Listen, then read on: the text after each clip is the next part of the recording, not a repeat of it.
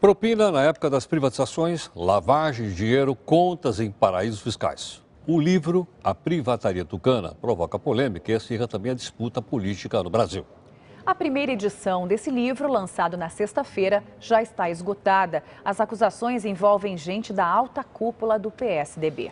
Conosco ao vivo de Brasília está o nosso repórter Luiz Fara Monteiro com mais informações. Boa noite, Luiz. Como é que os políticos receberam aí essa verdadeira bomba na capital federal? O que eles disseram do livro do Amaury? Boa noite, Heródoto. Olha, partidários aí da oposição preferiram não comentar o lançamento do livro. Aliás, essa foi a primeira vez que um livro sobre jornalismo se esgotou em menos de 24 horas. Desde a última sexta-feira, quando foi lançado, 30 mil exemplares da Privataria Tucana já foram vendidos. Nós conversamos hoje também com representantes da Geração Editorial, que publicou o livro. E eles confessaram que não tiveram tempo de reforçar o estoque nas prateleiras assim que começou a grande polêmica, o grande comentário sobre o livro ainda nas redes sociais antes do lançamento. Por isso, o material está em falta hoje nas principais livrarias do país. Nós conversamos durante o dia com professores universitários, cientistas políticos e jornalistas. Todos foram unânimes em afirmar que o lançamento da Privataria Tucana modifica e muito a relação existente no Brasil entre a grande mídia e a sociedade. É o que nós vamos acompanhar na reportagem a seguir.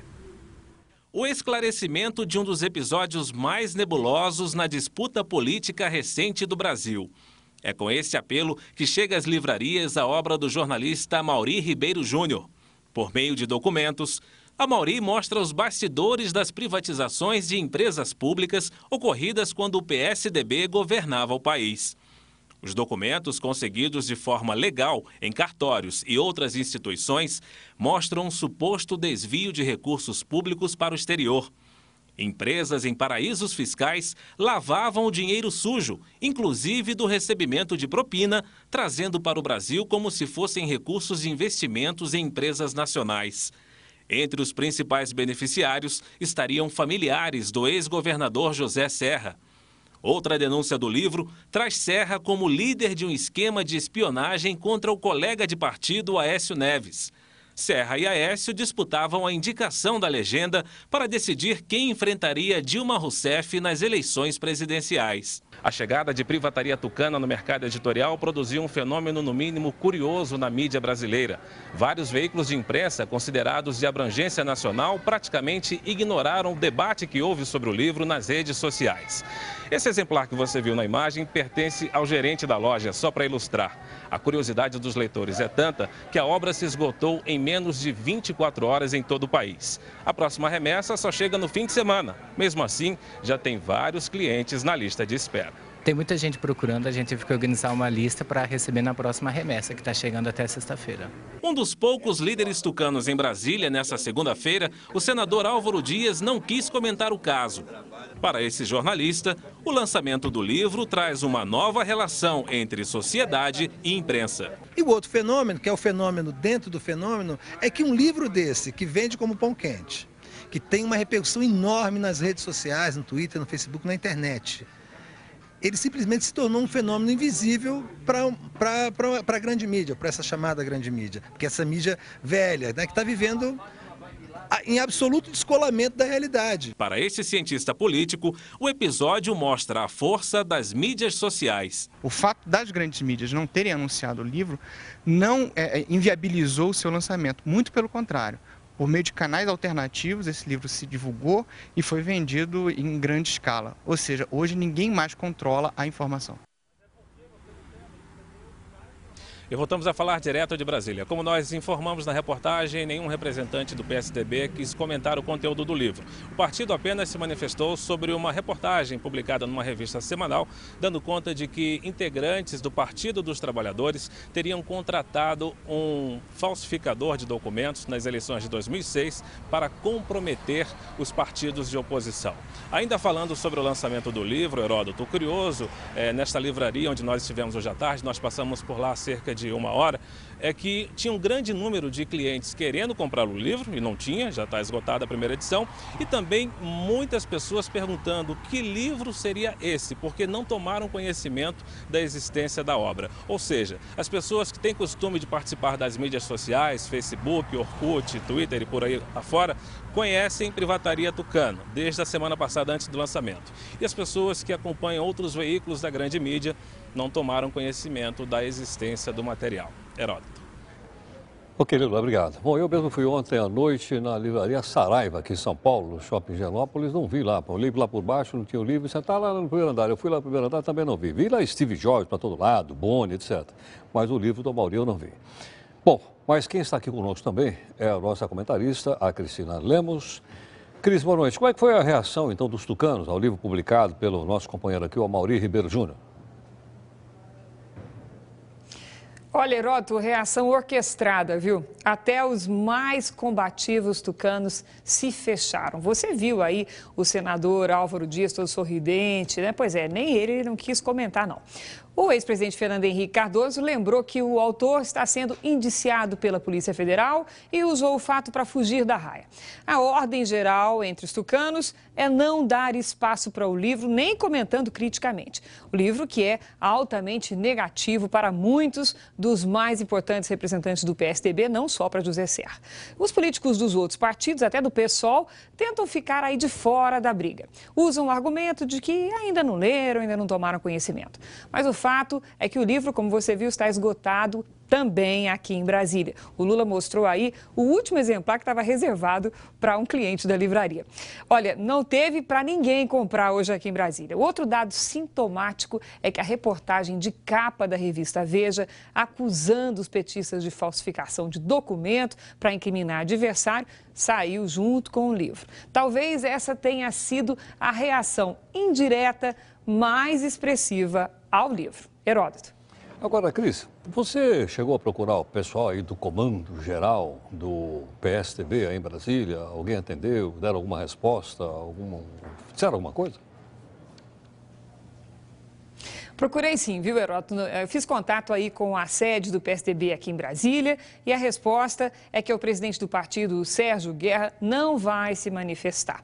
Uma coisa é certa, o livro, embora se remeta a um fato transcorrido durante o governo Fernando Henrique Cardoso, ele tem o efeito de gasolina na fogueira tucana, por causa do momento em que é lançado, já que Serra e Aécio Neves se batem pela indicação do partido para a disputa pela presidência da República. O Serra vem claramente enfraquecido em função da derrota para Dilma na última eleição, mas ainda é, no PSDB, o nome de maior recall, de maior também relevância dentro do PSDB. Aécio Neves, que disputa com ele essa indicação para a presidência, ainda não decolou nem como líder da oposição. E também já percebeu que a tribuna do Senado não é vitrine suficiente para alavancar aí suas pretensões presidenciais. É uma queda de braço interessante, Heródoto. Agora, Cris, e quanto às outras notícias para os tucanos, como, por exemplo, a eleição, a pré-eleição aqui em São Paulo, que é talvez a prefeitura mais disputada no Brasil, mais importante no Brasil, como é que os tucanos saem nessa pré-largada? Como é que são os resultados aí do Datafolha? Olha, Heródoto, essa pesquisa da Datafolha também não foi uma notícia boa para os tucanos. É claro que ninguém no PSDB pode comentar esse resultado. 35% de rejeição por Serra numa possível candidatura à Prefeitura de São Paulo. Nem mesmo o Aécio Neves pode comemorar, uma vez que o Aécio faz aí uma torcida indisfarçável para que Serra dispute agora a Prefeitura, enquanto ele se dedica a construir a própria candidatura ao Planalto. E para piorar para os tucanos, essa mesma pesquisa da Datafolha também mostra que quase a metade dos paulistas afirmam que vão votar no candidato indicado por Lula, o que mostra um claro aumento de influência do petista nesse eleitorado. No entanto, esse padrão aí sinalizado pela pesquisa está longe de se refletir na atual intenção de voto no ministro da Educação, o petista Fernando Haddad. Atualmente, a intenção gira entre 3% e 4% a intenção de voto. Aliás, ainda não está acertada nem a data da saída de Haddad do governo. É possível que ele peça para sair antes mesmo da reforma ministerial, caso ela demore. Heródoto. Aliás, até o presidente Fernando Henrique Cardoso deu uma declaração hoje dizendo que os candidatos à Prefeitura de São Paulo são todos japoneses. Eu não entendi exatamente bem o que significa isso, se é todo mundo igual ou se ninguém entende. Eu não sei exatamente, eu acho que os japoneses não vão gostar dessa comparação, não. Até mais, Cris. Acho que é todo mundo alienígena, viu, Heródoto? Até mais. Olha, nós falamos então do livro, que aliás foi mostrado aqui na última sexta-feira, na Privataria Tucana. E depois o nosso comentarista, o Nilando Beirão, fez um comentário aqui a respeito do livro conosco, na última sexta-feira também. No sábado nós vimos publicado na revista Carta Capital. E aí eu fiquei procurando no domingo para ver se tinha na Veja, se tinha na Isto É, se tinha na Época, não vi nada, né? Aí eu li os jornais também no seu site, falei, mas porque está no site também a gente não achou nada. E agora à noite, falei, bom, mas tem um noticiário agora no Telejornal à noite. Eu vi o Telejornal da Band, não vi nada. Na Globo, não vi nada. Vi uma citação feita no Telejornal da Gazeta, agora há pouco, né? Só, mas mais nada. Mas o Amaury Ribeiro está aqui conosco. Boa noite, Amaury. Boa noite, Heródoto. Boa noite, André. Boa noite, Amaury. Muito obrigado pelo convite, ter vindo aqui. Seja bem-vindo. Amaury, vamos começar primeiro pelo seguinte. Se você já esperava que a mídia não fosse, a mídia tradicional, né, não fosse dar um destaque ao seu livro, até para discutir, para saber se as coisas aqui estão corretas ou não, levar isso aqui à discussão, ao conhecimento do público? Já esperava pelo simples fato, né? Que o livro faz muitas críticas, né? O comportamento da mídia nas últimas eleições, né? Então já era bem esperado que eles fossem ignorar mesmo, porque compromete a mídia em vários episódios aqui do livro. Então, que tem uma parte, o livro é dividido em duas partes, né? Uma parte sobre lavagem de dinheiro e sobre a privatização, e uma outra parte falando sobre os bastidores das eleições, tudo, com fatos, tudo. Então, acho que já era esperado, porque que ele já não fosse publicar nada. Agora, Maurício, só para o nosso telespectador entender, posso entender que o ponto central desse livro é quando você fechou aquela conexão, as teles foram privatizadas. Uma parte desse dinheiro deve ter sido mandado para o exterior. Justamente. Ficou dormindo em paraíso fiscal. Aí o paraíso fiscal reexportou esse dinheiro para dentro do Brasil. E uma parte desse dinheiro foi parar na campanha do candidato Zé Serra, é isso ou não? Pelos dados aqui, foram parar na conta de familiares da filha e do genro do Serra. Certo. Mas que há um indício de campanha política, o livro não chegou a esse fato. E que também foram parar também no tesoureiro de campanha do Ricardo Sérgio, que foi o grande piloto das privatizações, né? Que era a figura, foi tesoureiro do Serra, tesoureiro do Fernando Henrique. Eu acho que isso aí fica bem claro que é uma coisa acerto das pessoas que tiveram o comando ali e que tiveram que participaram da privatização. Agora, desculpa. Amaury, a gente pode falar que o livro foi um fantasma na campanha eleitoral do ano passado. Eu gostaria de saber de você qual foi a reação do ex-governador e também do partido quando souberam que essa obra seria publicada. O que eu sei é que ele mandou um emissário falar com o editor, né? Tentando fazer um acordo com o editor, dono da editora, mas o editor pegou e falou que não tinha nada para conversar com ele, né? Isso aí o imediato já tem falado aí, deu teu nome, mandou um sindicalista falar com ele, tentando uma reunião, ele tentou de todas as formas barrar o livro, ele nunca quis que esses fatos viessem à tona. Isso aí era um fato, mesmo no episódio da campanha, e toda vez que citava meu nome, ele ficava meio desequilibrado na campanha, tudo. Então, o Serra nunca se interessou que esse assunto viesse à tona, né? Aí, para entender, eu comecei a investigar esses fatos, quando a imprensa começou a falar que havia propinas na privatização. Então, eu comecei a seguir o caminho do dinheiro. E depois eu me aprofundei nesse tema de lavar dinheiro. Eu dei primeiro o grande escândalo da CPI do Banestado. Fui eu que levantei, junto com uma colega da Isto É, a Sônia Figueiras. Fiz o escândalo da máfia dos fiscais do Rio. E fiz também o documento que comprova a existência de dinheiro da agência do Marcos Valério. E esse contato, esse tipo de matéria, porque eu até então, antes de entrar nesses temas, era um jornalista ligado à área de direitos humanos, né? Falando várias matérias de violação de direitos humanos e das épocas de chumbo da ditadura. E passou a ser um divisor na minha carreira, porque eu passei a ser chamado para ir para toda a América Latina. Eu sou muito chamado no Peru, eu sou muito conhecido no Peru. Eu já devo ter ido umas 6, 7 vezes no Peru para falar sobre lavar dinheiro. Vou para o Paraguai, vou para todo lugar. Faz um que me chama. esclarecimento aqui para o nosso telespectador. É possível avaliar quanto de dinheiro saiu do Brasil para ir para o paraíso fiscal e quanto veio do paraíso fiscal de volta ao Brasil? Você tem prova disso aqui ou não? Não, já está rastreado, já está provado, por exemplo, que o Ricardo Sérgio... Quem é o Ricardo Sérgio? Ricardo Sérgio era o piloto... Era o diretor do Banco do Brasil? Tá, intencional, mas qual que era a sua função nas privatizações? Era de organizar os consórcios, né? E ele tinha um papel muito grande de influência no consórcio, porque todos esses consórcios dependiam do dinheiro, todo mundo sabe, e que definiu a linha dos consórcios foram os fundos milionários de pensão. Basicamente, o fundo da Previ, que é o fundo do Banco de Milionário de Pensão do Banco do Brasil. Ele tinha um controle na Previ, porque o presidente da Previ, o João Bosco Madeiro, da Costa, era um aliado dele. Então, ele sabia manipular e saber como formar, para ver do João Madeiro da Costa, que também passou a usar dinheiro e lavar dinheiro no mesmo escritório de lavar dinheiro nas Ilhas Virgens, que é o chamado Cítico Build, que é um escritório que é operado por... Então, todos eles, o interessante, operam no mesmo escritório. E que mandavam o dinheiro do Brasil para as Ilhas Virgens. O caminho da lavagem de dinheiro, o que você entende por lavagem de dinheiro? Lavar dinheiro você tem que fazer, o cara que quer lavar o dinheiro, o que ele fazer? Você simular, você tentar esconder, levar mais longe que você fazer. Então, um princípio muito grande, dando uma premissa, é você fazer o dinheiro rodar. Quanto mais ele rodar, mais fica difícil você pegar e localizar, rastreá-lo. Então, os documentos essas offshores, então eram usadas de duas formas, elas foram usadas. Elas foram usadas, vou dizer, de 3 formas.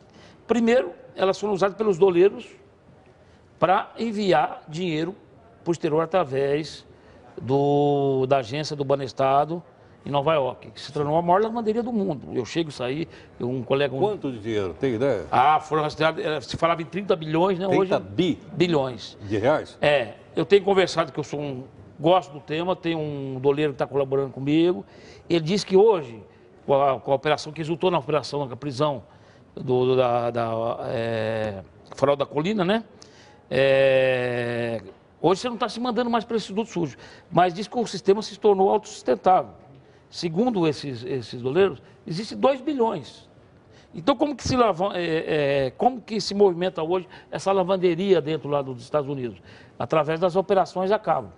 Então, para que isso aconteça, o doleiro e a pessoa tem que ter uma conta nos Estados Unidos. Então, quando ele quer trazer dinheiro, ele deposita na conta do doleiro e pega o dinheiro aqui. Quando ele quer fazer o contrário, então ele inverte a operação. Então, esse sistema era tanto dinheiro que hoje se sustenta através dessas operações a cabo. Então, eles abriram essas offshore, o quê? Porque o que é a característica de uma offshore? A offshore basicamente, é apenas uma caixa postal, um paraíso fiscal, e ninguém abre nesses paraísos fiscal para movimentar dinheiro lá. Porque... Mas você sabe quem é o dono desse escritório offshore? Fora do país? Você sabe o escritório, mas o que eles fazem? Normalmente, o que eles fazem? O dono, o verdadeiro dono, ele aparece como procurador.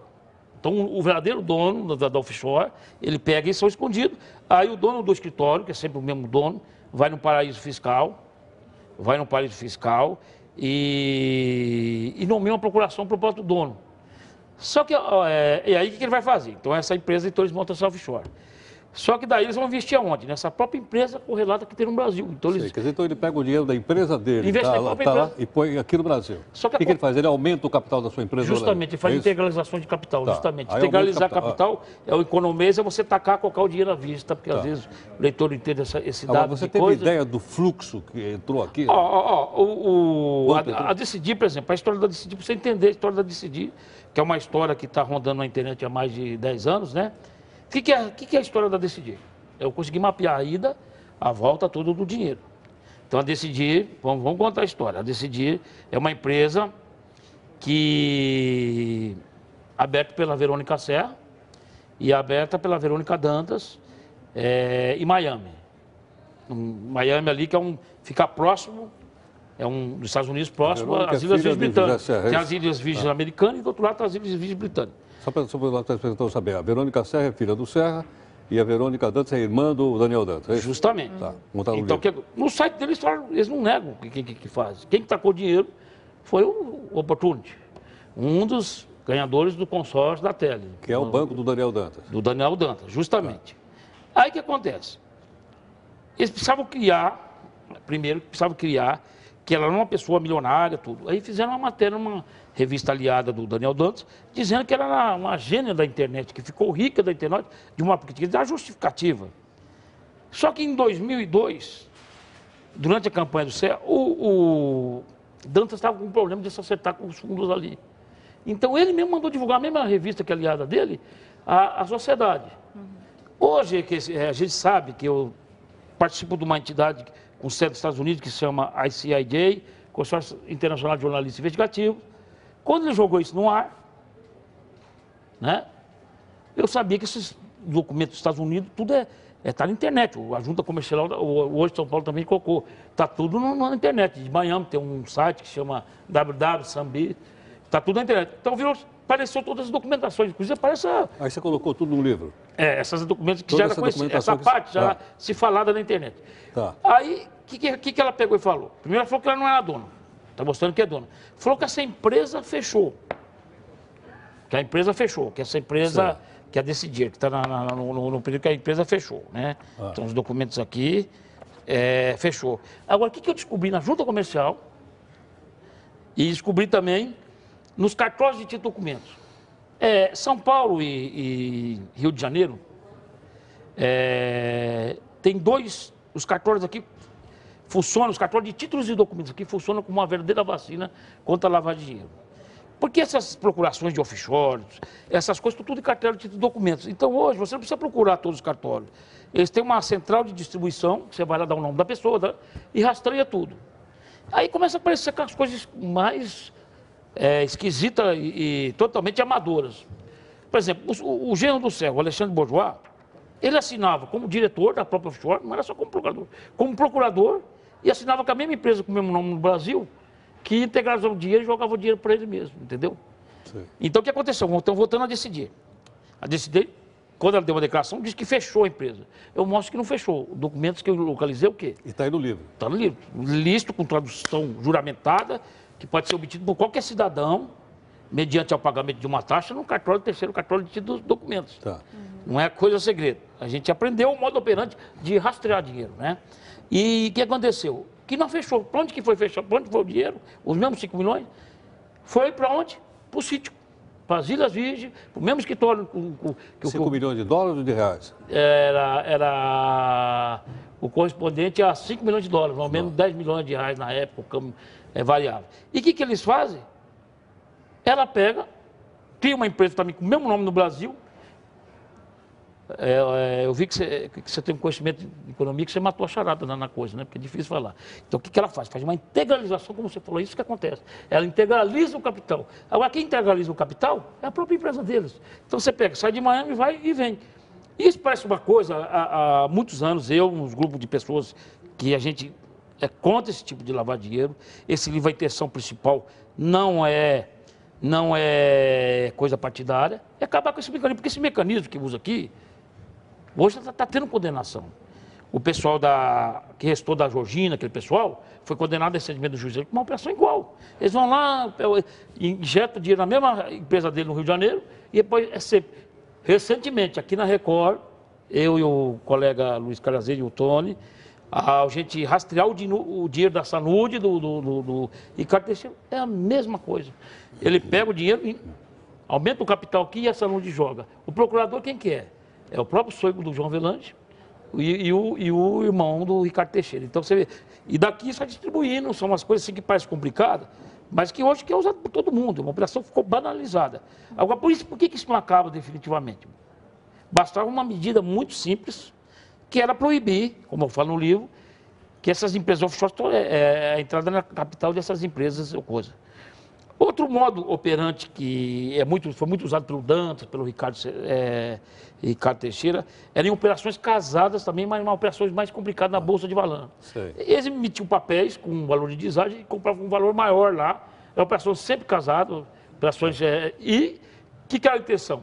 Foi assim que o Maluf caiu com a Tex e que o Dantas fez também. E que o Ricardo Seixas fez com uma empresa falimentar tudo. Hoje, o Nassif, ao falar do meu livro, sentou uma operação que é a operação que está na moda agora. O modo operante que estão usando é uma operação chamada esquenta e esfria.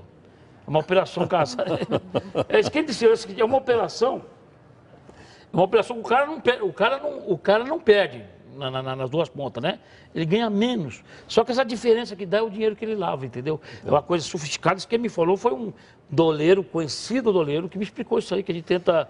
a gente tem conhecimento de sempre atrás desse mecanismo de lavagem de dinheiro. Assim, como, obviamente, o tema é extremamente importante, né, e a sua investigação vai ser bastante minuciosa, inclusive documentos, nós vamos deixar aqui o e-mail nosso aqui do jornal, para as pessoas mandarem perguntas, eu tenho certeza que você vai respondê-las, com detalhes, porque às vezes as pessoas não entendem. Como o livro não está sendo achado também, né?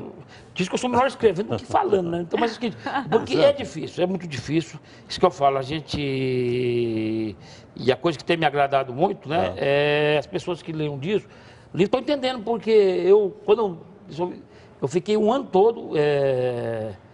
fazer essas matérias quando eu trabalhava na Expo, meu chefe falava assim, pô, só você que entende esse negócio, ninguém entende esse negócio. Então, foi um trabalho você tentar traduzir esse economês, tentar traduzir uma coisa isso clara. Então, se houver alguma dúvida, a segunda edição parece que chega nas livrarias semana que vem, não é isso? Sexta-feira. É da Geração Editorial. É um fenômeno assim que vocês estavam conversando, um fenômeno assim que eu estava conversando com o diretor financeiro hoje de uma distribuidora de livros, falou que esse fenômeno que está acontecendo com o meu livro aí, é um fenômeno de livro como Harry Potter, as coisas assim, não tem uma coisa assim que eles então nós vamos pedir para o nosso telespectador mandar um e-mail com dúvida, queremos agradecer a gentileza, queria apenas lembrar também que o último capítulo que eu li aí é também uma disputa dentro do PT, né? O que mostra que o livro está acima de partidos políticos, não é verdade? Justamente. Vamos falar agora porque não temos tempo, mas é uma disputa então dentro do PT e na época da campanha à presidência da República, da presidente Dilma Rousseff. Inclusive, que você também levantou e a reportagem está aí. Amaury, muito obrigado pela gentileza. Eu que agradeço a oportunidade. Ok, obrigado. Obrigada, boa noite, parabéns pela obra. Muito obrigado.